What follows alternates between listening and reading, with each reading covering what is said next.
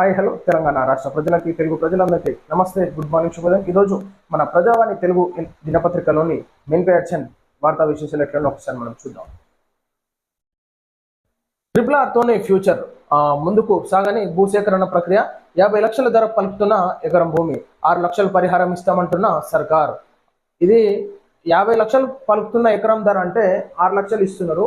ఇది ఒకసారి రాజకీయ నాయకుల భూములు ఎన్ని భూములు పోతున్నాయి, ఎన్ని ఎకరాలు పోతున్నాయి ఒకసారి చూసుకోవాలి.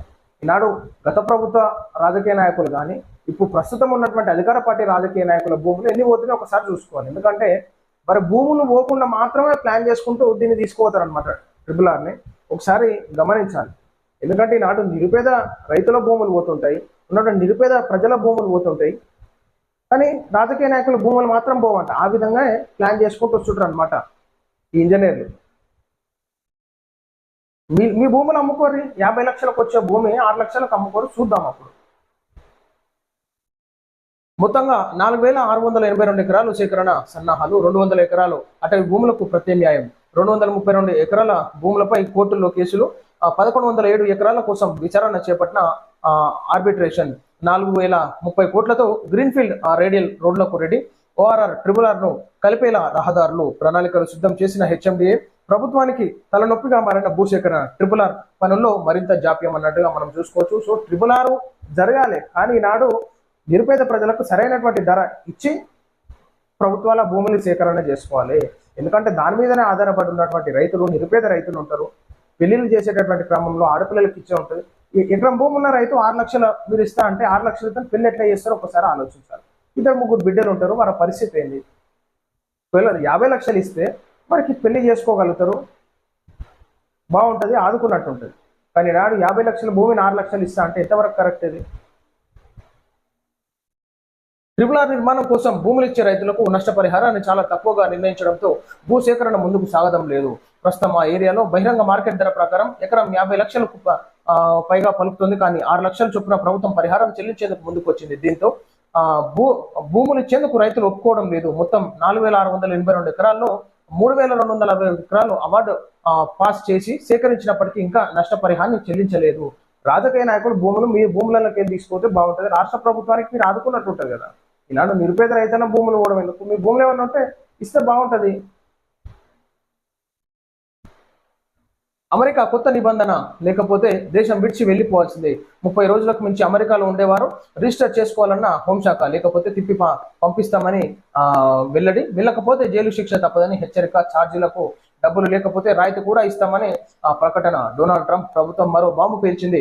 అమెరికాలో ఎక్కువ కాలం పాటు ఉంటున్న విదేశీయులు తప్పనిసరిగా ప్రభుత్వం వద్ద రిజిస్టర్ చేసుకోవాలని హోంశాఖ తాజాగా హెచ్చరికలు జారీ చేసింది.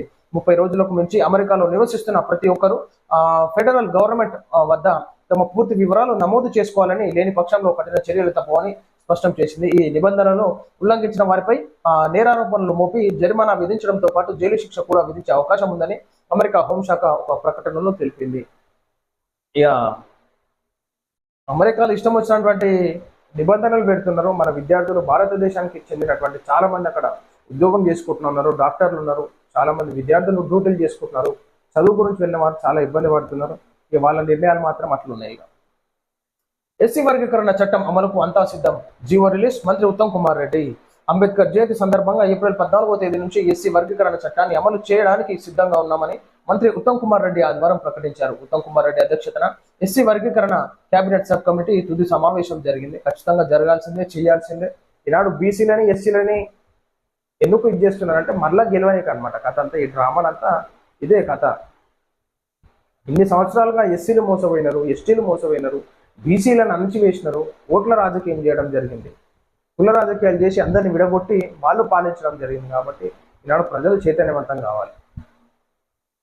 రేవంత్ను నమ్మి ఆగమైన తెలంగాణ ప్రజలు రేవంత్ రెడ్డి లాంటి మోసపూరిత నేతను నమ్మి ఫలితంగా తీవ్రంగా మోసపోయారని, రాష్ట్రానికి చివరికి చేతిలో మిగిలింది చిప్పే అని బీఆర్ఎస్ వర్కింగ్ ప్రెసిడెంట్ కేటీఆర్ అన్నారు. మల్కాజీలో జరిగిన పార్టీ కార్యకర్తల సమావేశంలో ఆయన పాల్గొని ప్రసంగించారు.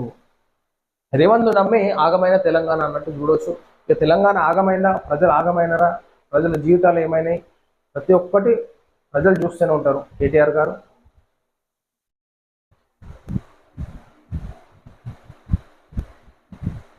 కన్నీళ్లతో వనజీవి రామయ్యకు కడసారి వీడ్కోలు.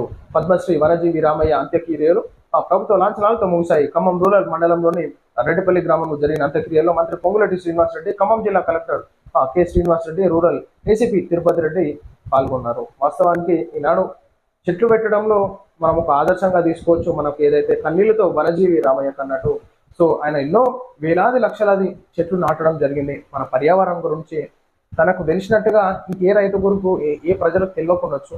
కాబట్టి వనజీవి రామయ్య అనే వ్యక్తి గురించి ఒకసారి తెలుసుకోవాలి. తను లక్షలాదిగా చెట్లు నాటి ఈనాడు ఎన్నో చెట్లకు మరలా జీవం పోసినటువంటి కర్త కర్మ క్రియవరం అంటేనే మన వనజీవి రామయ్య గారు అది అస్వస్థ గురై చనిపోవడం జరిగింది. సో మన పొంగులేటి శ్రీనారాయణ అందరూ అక్కడికి వెళ్ళడం జరిగింది.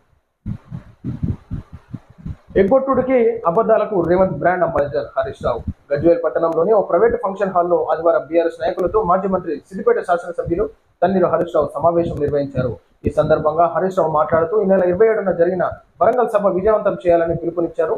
10 సంవత్సరాల బీఆర్ఎస్ పాలనలో పెద్ద మీటింగ్ పెట్టలేదని, బీఆర్ఎస్ పార్టీ అవతరించి 25 సంవత్సరాలు అవుతున్న సందర్భంగా మాజీ సీఎం కేసీఆర్ వరంగల్లో భారీ బహిరంగ సభ నిర్వహించ తలపెట్టనున్నారు అన్నట్టు. సో ఉన్నటువంటి బీఆర్ఎస్ కార్యకర్తలు, లీడర్లు, ఎమ్మెల్యేలు, మాజీ ఎమ్మెల్యేలు, పార్టీ లీడర్లు అందరూ తరలి రావాలి, లక్షలాదిగా సభను విజయవంతం చేయాలని చెప్పేసి మన హరీష్ రావు కోరడం జరుగుతుంది. సో మరి ఎట్లా జరుగుతుందో ఏం కథనో చూడాలి. మరి వరంగల్లో నా మంత్రి పదవి విషయంలో రాజకీయాలు చేస్తున్నారు. జానారెడ్డిపై రాజగోపాల్ రెడ్డి సంచలన వ్యాఖ్యలు. మంత్రి పదవిపై మునుగోడు ఎమ్మెల్యే పొమ్మరెడ్డి రాజగోపాల్ రెడ్డి కీలక వ్యాఖ్యలు చేశారు. చౌటుప్పల్ వ్యవసాయ మార్కెట్ కమిటీ పదవి ప్రమాణ స్వీకార కార్యక్రమంలో పాల్గొన్నారు. ఇక ఒకటే దానికి చెందాలన్నమాట. మంత్రి పదవులు పోతే వీళ్ళకే పోవాలి, ఏం పోయినా వీళ్ళకే పోవాలన్నమాట. ప్రజలు చూస్తున్నారు, బుద్ధి చెప్తారు. సమయం కూడా ఆసన్నం అవుతుంది. స్థానిక సంస్థల ఎలక్షన్స్ లో చూడదు ఎట్లుంటుంది. సో ఇది ప్రజలారా మనం చూస్తున్నాం. ఈరోజు మన ప్రజావాణి తెలుగు దినపత్రికలోని మెయిన్ పేజ్ వార్తా విశేషాలు. తిరిగి మరలా రేపు కలుసుకుందాం. అందరికి సెలవు. నమస్తే.